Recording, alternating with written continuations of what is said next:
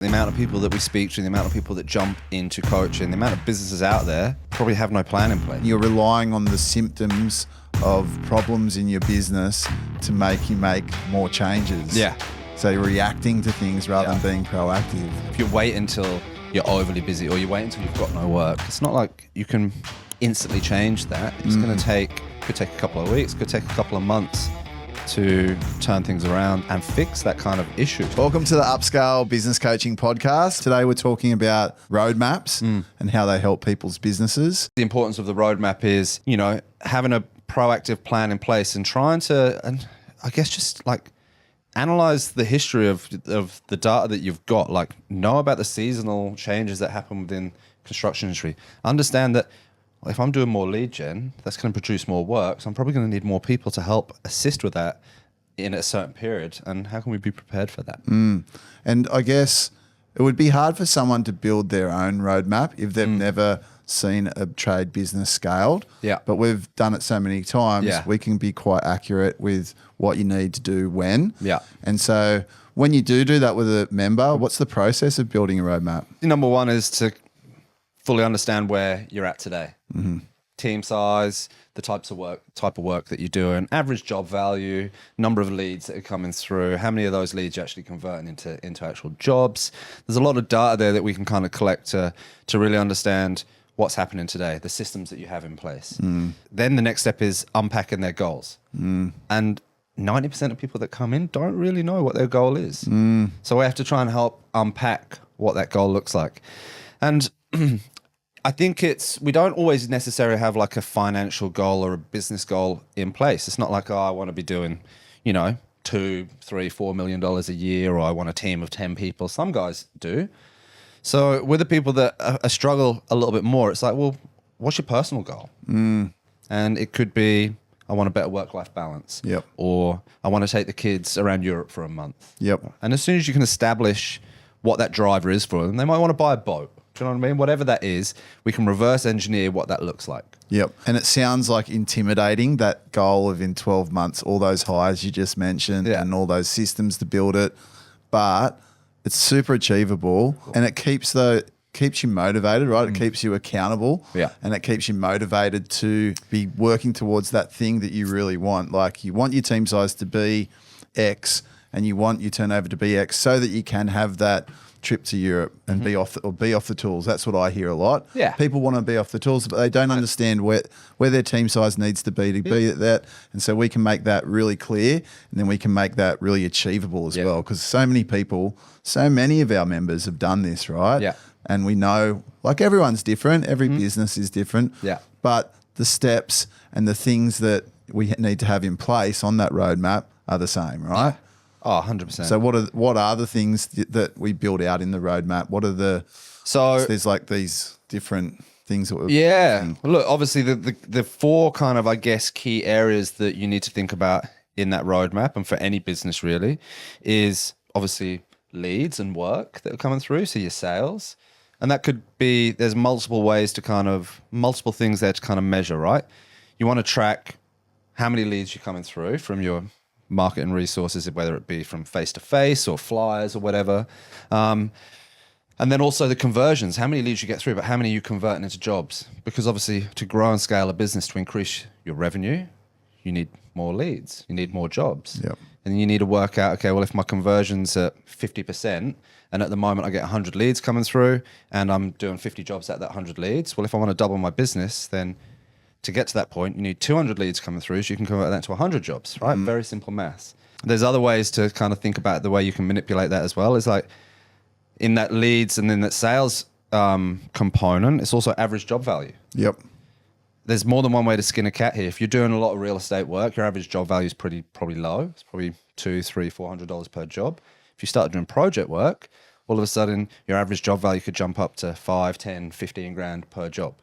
So that can help you achieve that result with a few less leads or get you there a little bit quicker. So leads and workflow is a massive one to kind of measure and to track and then start to work out the kind of plan for. And then we get the work, but we need someone to do the work, right? That's it. So being proactive with people. Yeah. So understanding, okay, what's my capacity per person that I have? How much revenue can I generate a month with the team size that I have. And then you can start to understand that, well, if at 30K, I need one person. At 60K, I need two people.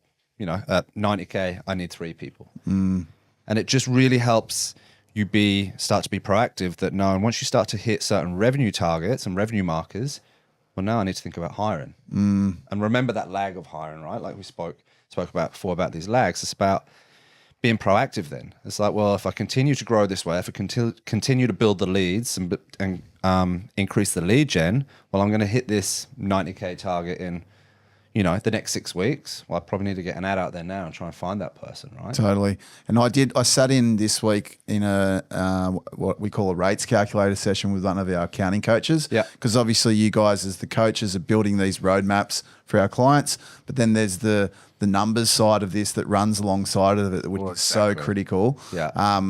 And so, yeah, I was looking at that, and it's just takes a lot of the fear and guesswork out of this, like this scaling that you're talking about, and understanding each like your capex. So each car that you got on the road, what's it costing? Exactly. Is it better to lease it? Is it better to buy it? Each team member, what they're costing you and what you're making off them, and just putting it all together and seeing how profitable you need to be, and where as that team grows, how that will change. So like taking your roadmap and putting it into through the numbers and seeing where that's going to be. Yeah. Whereas without any of that, people are totally guessing. That's it. And the numbers are the hard data that actually like creates the validation for the roadmap. You know, we're not making decisions based on feelings. It's based on, this is the input that you put in, this is the output that you're going to achieve. And the numbers just, you know, we can work out the efficiencies and what you can make per person within your team. And then we can obviously do the simple math and be like, okay, well, once you get to this point, you need X amount of people in the business. But we also want to plan it out in a way where it's sustainable, because you don't want to just like grow so fast that you have to hire like every month or every 2 weeks, because you're not going to have the kind of cash flow or the money in the business to make sure you can support the new ute coming on, and the, you know, decking out the back of the van and the uniforms and the insurances. And finding the right people as well, right? Like it's hard to find the right people, and so to try to have that sort of accelerated growth may not be realistic. No, exactly. Some businesses 100%, like, you know, if you have some huge contracts come through and there's some really good kind of deposits and progress payments and the influx of cash flow potentially, but the numbers are hyper important to understand, because again, it's about sustainable growth as well. And I find that most clients that jump into coaching that aren't all over their numbers don't know what their cost of sales are, don't know what their OPEX is, don't understand what gross profit or net profit or CapEx. They're the ones, I guess, that probably feel like they're a little bit lost or a little bit disjointed and don't really kind of have a plan in place, because I think not understanding the numbers creates that fear inside them. And that's a big part of it. Stress. We try and educate them. Like, as soon as you can get comfortable with what your numbers need to look like, you see the relief in them massively, you know? Yeah, like this session I sat in with Larry on, the client had a pretty high turnover and a decent team, but the break-even point, they didn't understand that. Yeah. And they weren't making much money. Yeah. And it was amazing to see the tweaks that he was able to do to change that. Yeah. Little tweak here, a little tweak there. All of a sudden, you're making money. Yeah. And you're not so stressed. And you actually know what's going on, which is pretty cool. Yeah. And so, okay, so we've got workflow, we've got hiring, we've got the numbers, and then you need the back end, right? Systems.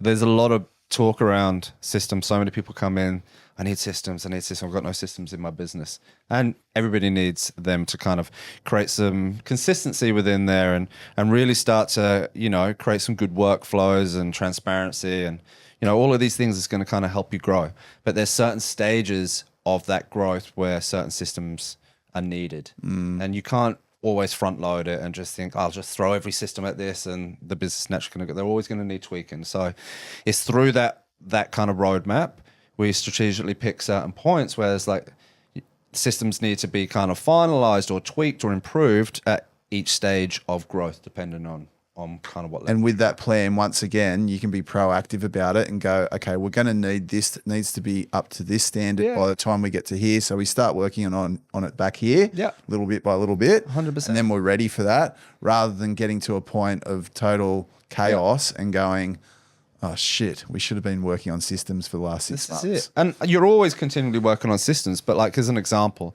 could be when you're a one-man band or when you're a small team of maybe 2 people, you know, your sales process might be a lead's coming through, you're answering the phone, you're booking them in while you're kind of on the phone call.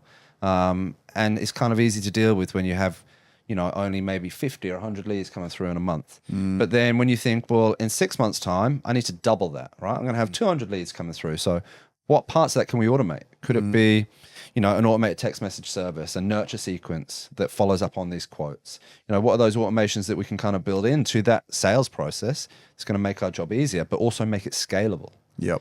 And that's just one very simple system there. And it continues to grow and change as the team and the business grows. And you got your policies and your procedures as well. Yep. So when you're onboarding people, to start building that stuff out, and then you can see how that worked for that person, and then you can tweak it for the next person, and then you refine that as your team grows and it gets better and better. With the roadmap as well, I guess it's like going on a road trip. You've got the map, but you might make a detour here or there.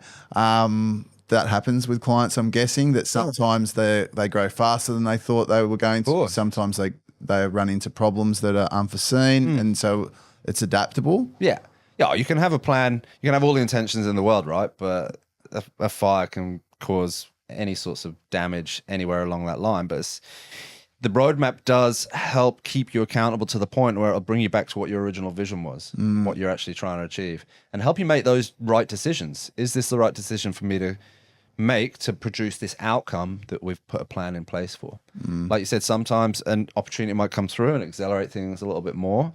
And we can just adjust that roadmap and, you know, condense things down, tweak things, move a system here to later on, or, you know, we need to hire 2 people at this point, or whatever that might be. And that is adaptable, but it's still always bringing you back to that original vision. And I think, I believe the big part of it is the accountability that you get from having a clear guide in place. And like clarity and peace of mind as well. And that's what I notice. Like when I talk to guys before they come into coaching, and then I'll catch up with them 6 months later, maybe at our annual event or something. Yeah.